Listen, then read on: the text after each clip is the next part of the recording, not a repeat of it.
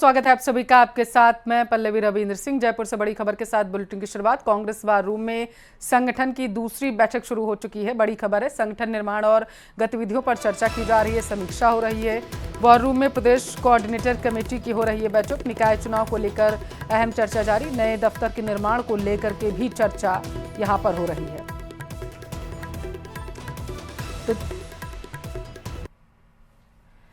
जयपुर से बड़ी खबर आपके टेलीविजन स्क्रीन पर है। संगठन निर्माण गतिविधियों पर समीक्षा की जा रही है। प्रदेश कोऑर्डिनेटर कमेटी की ये बैठक हो रही है और निकाय चुनाव को लेकर के अहम चर्चा है।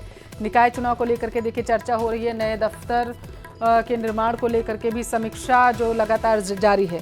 ज्यादा जानकारी लेंगे संवाददाता अरबाज अहमद हमारे साथ टेलीफोन लाइन पर जुड़ चुके हैं। अरबाज, बेहद ही महत्वपूर्ण समीक्षा बैठक यहाँ पर हो रही है, क्या अपडेट निकल कर सामने आ पा रहा है छन के, जरा बताइए। महत्वपूर्ण बैठक की जा रही है। अब तक संगठन में जो बड़े फैसले किए गए हैं उन तमाम फैसलों का आपस में कोऑर्डिनेशन कैसे रहेगा, इसके लिए जो कोऑर्डिनेशन कमेटी गठित की गई है उसकी बैठक शुरू हुई है। पिछले 3 दिन से जो खुद पीसीसी एक तरह से कहा जाए कि प्रदेश प्रभारी हैं सुखजिंदर सिंह रंधावा, वो राजस्थान में है। सबसे कमजोर कड़ी उन्होंने ढूंढ करके जो है मेवाड़ और वागड़ की निकाली थी। वहां का दौरा करने के बाद में राजधानी में है। आज दिन भर बैठकों का दौर रहा। अब तमाम चीजों को कैसे कोऑर्डिनेट किया जाएगा, किसकी क्या जिम्मेदारी रहेगी, निकाय चुनाव को लेकर के क्या तैयारी रहेगी, और बुनियादी जो एक तरह से विचारधारा है कांग्रेस की, उसको लेकर के संगठन कैसे बूथ लेवल तक मजबूत हो, इस पर बातचीत की जा रही है। फिलहाल बैठक का दूसरा दौर शुरू हुआ है। इसमें अलग टीम बुलाई गई है। सुबह जो समन्वयक लगाए गए थे उन्हें बुलाया गया था, जो पदाधिकारी है उन्हें बुलाया गया था, जिलाध्यक्षों को बुलाया गया था। अब इन तमाम लोगों को जो जो टास्क दिए गए हैं उसका कोऑर्डिनेशन कैसे रहेगा, फॉलोअप कौन करेगा और क्या फीडबैक जो है समय समय पर उनसे मिलता रहा है, इन तमाम चीजों को लेकर के बातचीत की जा रही है। जिसमें कहीं ना कहीं जो पार्टी का नया मुख्यालय बनाया जाना है उसको लेकर के जो प्रदेश प्रभारी हैं रंधावा, उनके साथ में पीसीसी चीफ, पूरी टीम कल सुबह जो है ग्राउंड जीरो पर पहुंचेगी और स्थिति का जायजा लेगी। काफी हद तक वो बनकर तैयार हो चुका है। जल्दी ही कांग्रेस अपने नए मुख्यालय में शिफ्ट भी कर सकती है। ये फैसला भी कल ग्राउंड जीरो विजिट करने के बाद में लिया जाएगा। जी अरबाज, बहुत शुक्रिया जानकारी के लिए।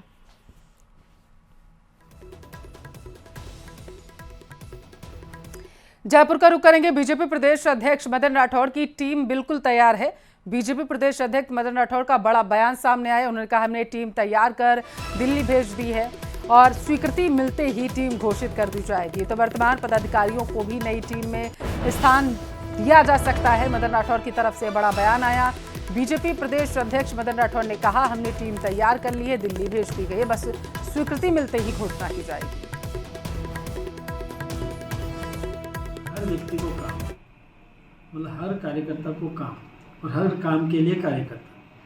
तो हर कार्यकर्ता का उपयोग हम करेंगे। मोर्चे मतलब बदले जाते हैं। मोर्चे का मतलब कि इस कार्यकर्ता को कहाँ भेजना है, पद बदले जाते हैं, दायित्व बदले जाते हैं। कोई आज महामंत्री है तो कल कोई महामंत्री नहीं रह करके मोर्चे का अध्यक्ष बन सकता है। आज कोई मोर्चे का अध्यक्ष है वो महामंत्री बन सकता है। कोई मंत्री बनता है, कोई उपाध्यक्ष बन सकता है, उपाध्यक्ष मंत्री बन सकता है। दिल्ली में चाइल्ड लाइन की बड़ी कार्रवाई देखने को मिली है। 12 साल के बच्चे को मुक्त करवा लिया गया। माता पिता ने 20,000 में बच्चे को बेच दिया था। माता पिता ने 10 महीने के लिए मजदूरी पर मासूम को बेचा था। बाल श्रम को लेकर के टीम को सूचना मिली थी। मूर्ति बनाने का कार्य यहां पर बच्चा कर रहा था, ऐसी जानकारी है। बाल कल्याण समिति चाइल्ड लाइन की संयुक्त रूप से कार्रवाई देखने को मिली है। बंधुआ मजदूरी करवाने वाले नियोक्ता के खिलाफ भी रिपोर्ट दर्ज की गई। टीम ने बंधुआ अवमुक्त प्रमाण पत्र जारी कर 30,000 की आर्थिक सहायता की मदद देने का घोषणा किया है। देखिए बड़ी खबर है, बूंदी में चाइल्ड लाइन की बड़ी कार्रवाई देखने को मिली है। एक बच्चे को बेच दिया गया था। 12 साल के बच्चे को मात्र 20,000 रुपये में मजदूरी करने के लिए माता पिता ने 10 महीने के लिए बेचा था, ऐसी जानकारी है। फिलहाल के लिए बताते चलें कि चाइल्ड लाइन मौके पर पहुंच चुकी है और टीम जैसे ही पहुंची तो बच्चों को मुक्त करा लिया गया बंधुआ मजदूरी से और इसी के साथ मामले की जांच पुलिस ने भी शुरू कर दी।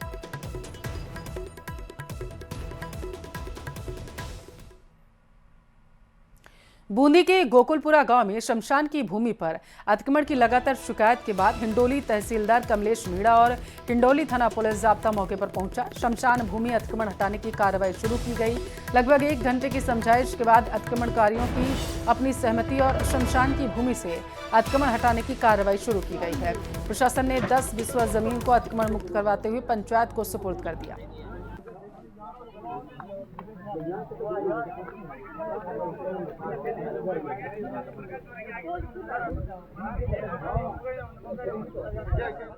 भीलवाड़ा उन्होंने ऊंट की सवारी की है। मुख्यमंत्री सबसे पहले आशापुरा माता मंदिर गए, जहां उन्होंने देश और प्रदेश की खुशहाली की कामना की। इसके बाद शेरगढ़ में अंत्योदय शिविर का वो अवलोकन करते हुए नजर आए हैं। तस्वीरें भी आपको दिखा रहे हैं। वहीं सीएम ने दौरे के दौरान कांग्रेस पर जमकर हमला बोला। कांग्रेस के लोग झूठे वादे करते हैं। इस दौरान सीएम के साथ केंद्रीय मंत्री गजेंद्र सिंह शेखावत, मंत्री जोगाराम पटेल मौजूद। शेरगढ़ के पूर्व प्रधान श्री लगाराम जी भील शेखाला के कांग्रेस के लोग जब चुनाव आते हैं झूठे सपने दिखाते हैं, चुनाव से पहले वायदा भी करते हैं, और कुछ तो ऐसे हैं जो अंबर बेल पर टिके हैं, उनका नीचे भी धरातल नहीं है, ऊपर नहीं है। कुछ परजीवी भी है, वो परजीवी भी आपको कभी कभी आ जाते हैं। ऐसे परजीवियों का भी ध्यान रखो। और ऐसे जो लगातार इस प्रदेश के और देश के साथ जिस तरह से उन्होंने किया है, सबसे ज्यादा शासन किया, लेकिन ना गरीब का, ना किसान का, ना मजदूर का, ना युवा का कभी भला नहीं किया। ऐसे ये लोग कांग्रेस के लोग हैं। बूंदी के नैनवा कस्बे में हाउसिंग बोर्ड कॉलोनी में चोरों ने एक साथ 3 मकानों को निशाना बनाया है। तीनों मकान से लगभग 80,000 नगद, ज्वेलरी, मकान सहित बताया जा रहा है अन्य दस्तावेज चोरी कर फरार हो गए। मकान में जो भी दस्तावेज थे वो लेकर के फरार हुए हैं।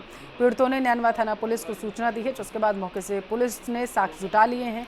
चोरी का सीसीटीवी भी सामने आया, जिसके आधार पर अज्ञात नकाबपोश बदमाशों की तलाश है। करौली के टोडा भीम से बड़ी खबर। शुक्रवार को पीएनबी से हुई 2,40,000 की चोरी का खुलासा हुआ। पुलिस ने कुछ ही घंटों में बताया जा रहा चोरी के मास्टरमाइंड को पकड़ लिया है। कल नाबालिग को मौके से दबोचा गया था। आज दौसा से मास्टरमाइंड गिरफ्तार हुआ। वारदात में इस्तेमाल की गई बाइक, चोरी की रकम भी जब्त की गई। गिरोह के अन्य बदमाशों की तलाश है।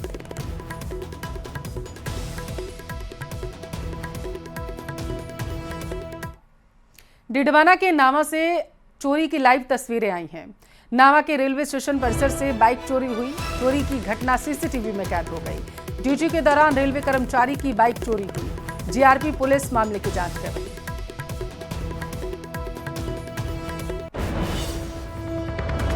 और देखिए, डिडवाना के नावा से तस्वीर निकलकर सामने आई। यही वो शख्स है जिस पर चोरी का इल्जाम है। बाइक लेके जाता हुआ सीसीटीवी में आपको साफ तौर पर यह नजर आ रहा होगा। इसी सीसीटीवी के आधार पर पुलिस इसकी तलाश कर रही है।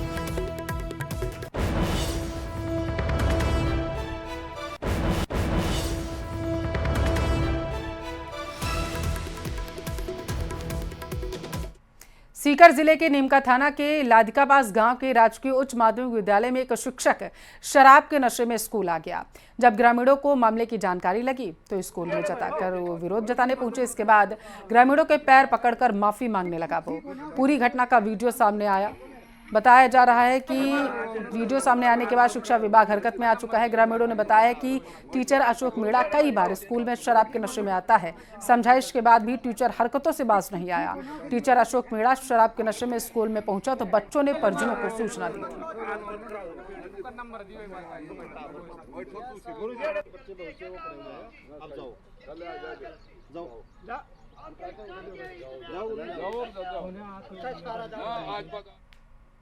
डीग में खाद की कालाबाजारी हो रही। खाद की कालाबाजारी से किसानों में आक्रोश है। यहाँ खाद की दुकान से 1 किलोमीटर दूर प्राइवेट गोदाम पर खाद बेची जा रही है और किसानों से 267 की जगह 320 रुपए वसूले जा रहे हैं।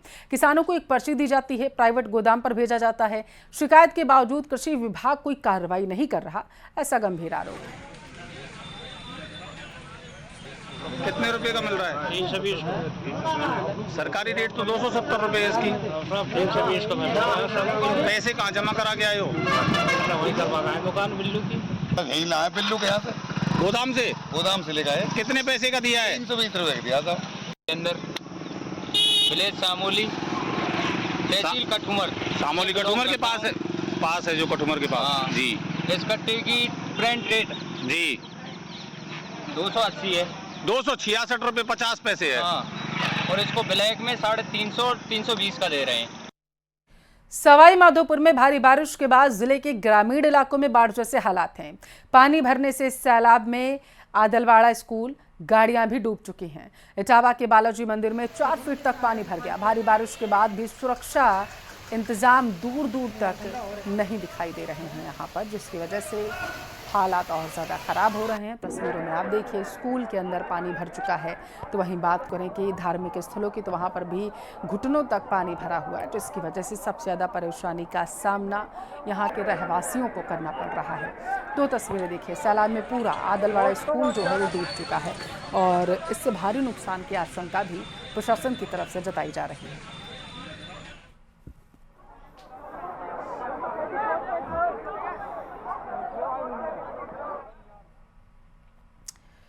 सवाई माधोपुर में हुई तेज बरसात से आज व्यापक पैमाने पर नुकसान हुआ। जिले के बाटोदा तहसील क्षेत्र के जीवत गांव में एक पक्के मकान पर टूट पड़ा है और तेज बारिश के चलते मकान जो था पक्का भरभरा कर गिर गया। गनीमत यह रही कि इस दौरान कोई जनहानि नहीं हुई, लेकिन मकान के गिर जाने से लाखों रुपए का नुकसान हुआ। मकान में रखा हुआ सारा सामान मलबे की शक्ल में तब्दील हो गया। सारा कीमती सामान मकान के गिर जाने से नष्ट हुआ है। पीड़ित ने जिला प्रशासन से आर्थिक बारिश आ रही बाटोदा में।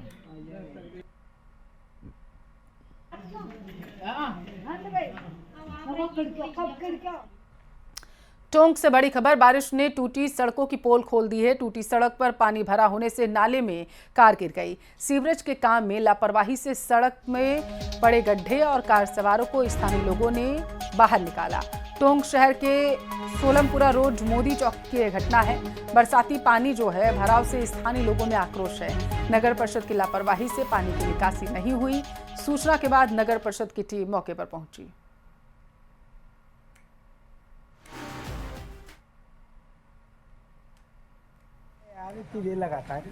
और देखिए किस तरीके से बरसाती नाले में कार जो है वो गिरी हुई है और इससे जो निगम है उसकी साफ सफाई की व्यवस्था की जहां एक तरफ पोल खुलती हुई नजर आ रही है, तो वहीं दूसरी तरफ अव्यवस्था किस तरीके से टोंक में फैली हुई है, इन तस्वीरों से अंदाजा आप लगा सकते हैं। भारी बारिश की वजह से बरसाती नदी नाले उफान पर आ चुके हैं, जिसकी वजह से लोगों को काफी परेशानी हो रही है।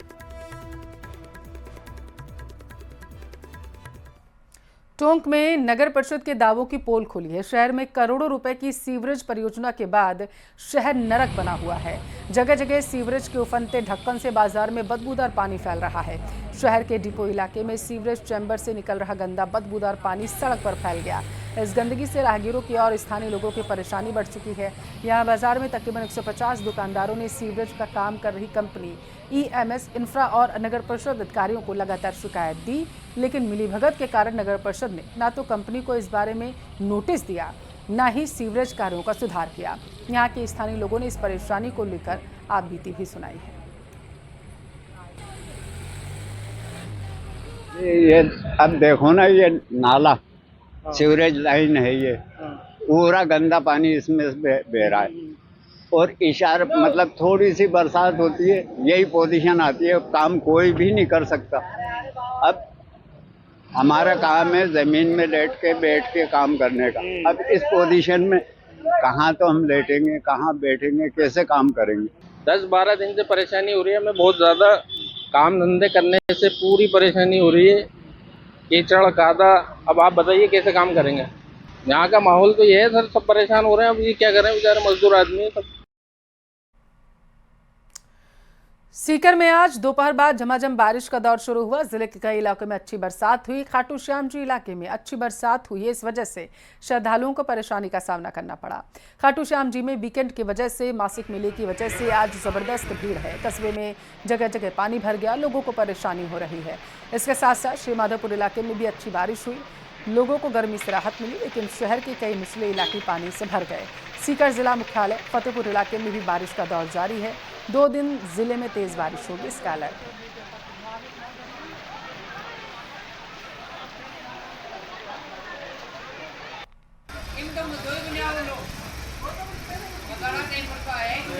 है।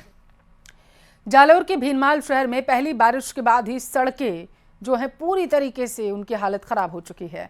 भीनमाल से जालोर की डायवर्जन रोड बुरी तरीके से टूटी होने के कारण वाहन रेंग रहे हैं। सड़क क्षतिग्रस्त होने से राहगीरों को परेशानी हो रही है।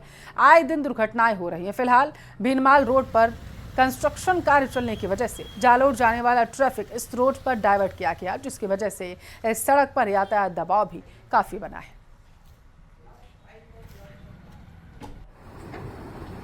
जसवंतपुरा रोड पर रेलवे क्रॉसिंग के अंदर में जो मुख्य सड़क मार्ग है और अभी वर्तमान में जालोर के लिए बाईपास भी यहीं से दिया हुआ है, वो रोड इतना क्षतिग्रस्त हो गया है कि मतलब पैदल चलने में भी बहुत दिक्कत आ रही है। रोड में बहुत 2-2 फीट के गड्ढे पड़े हैं, जो वहाँ पे वाहन चलने में बहुत भारी नुकसान उठाना पड़ रहा है। इससे पैदल चलने में राहगीरों को और हम व्यापारियों को भी परेशानी झेलनी पड़ रही है। बारां के केलवाड़ा में लगातार बारिश के चलते कस्बे का रामावी ने तालाब का रूप ले लिया है। ऐसी जानकारी। स्कूल भवन टापू सा बन गया है, कमरों में पानी भर गया है, अधिकांश कमरों की छत क्षतिग्रस्त हो गई है, छतों की पट्टी टूट रही है, विद्यालय का भवन जर्जर है। स्कूल के चारों तरफ 1 से 2 फीट तक पानी भर गया। विद्यालय में जो पढ़ाई कर रहे बच्चे हैं, 700 बच्चों का भविष्य अब खतरे में है। ऐसे जर्जर भवन में बच्चे कैसे पढ़ेंगे? सरकार ने अभी तक कोई वैकल्पिक व्यवस्था भी नहीं की। हर साल बारिश के मौसम में ऐसे ही हालात होते हैं। देख पा रहे हैं कि विद्यालय जो भवन है उसकी हालत बहुत ही दयनीय है, जर्जर हालत है, और जो चारों ओर का जो परिसर है उसमें भी पानी भरा हुआ है। और हम देखते हैं कि बच्चे जिन कक्षाओं में पढ़ते हैं वहाँ पर छोटे मोटे पानी में रहने वाले कीड़े मकोड़े भी देखने को मिलते हैं। तो कहीं ना कहीं स्वास्थ्य के प्रति भी सजग हमें रहना है। और इस हेतु मैं प्रशासन से, शासन से निवेदन कर रहा हूँ कि इन बच्चों के भविष्य को देखते हुए भवन के लिए कोई वैकल्पिक व्यवस्था, जो चाहे निजी हो चाहे कोई सरकारी भवन हो सकता है। माननीय विधायक महोदय ललित जी मीणा की तरफ से भी प्रयास जारी थे और इसके पक्ष में प्रशासन, शासन के द्वारा करीबन 4.5 करोड़ रुपए केलवाड़ा राजकीय उच्च माध्यमिक विद्यालय को मिले हैं। कोटा के रावतभाटा रोड पर मोबाइल टावर में आग लगने से हड़कंप मच गया। घटना की जानकारी तुरंत ही दमकल विभाग को दी गई है। मौके पर पहुंची दमकल की टीम ने कड़ी मशक्कत के बाद आग पर काबू पा लिया। समय रहते आग पर काबू पाने से बड़ा हादसा होने से टल चुका है। फिलहाल आग लगने का कारण शॉर्ट सर्किट बताया जा रहा है। मामले की जांच जारी है। कोटा के रावतभाटा से ये तस्वीरें निकलकर सामने आई हैं। आप देख सकते हैं कैसे मोबाइल टावर में भीषण आग लगी हुई थी। आग की लपटें दूर से देखी जा सकती थी। हालांकि गनीमत ये रही कि समय रहते आग पर काबू पा लिया गया, वरना यहाँ पर बड़ा हादसा घटित हो सकता था। प्रथम दृष्टया जो जानकारी है, शॉर्ट सर्किट से आग लगी।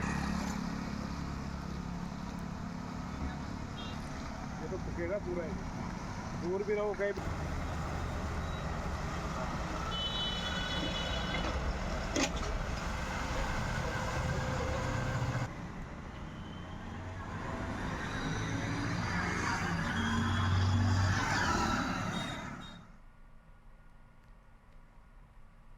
यहाँ रुकते हैं एक छोटे से ब्रेक के लिए। आप देखते रहिए न्यूज़ 18।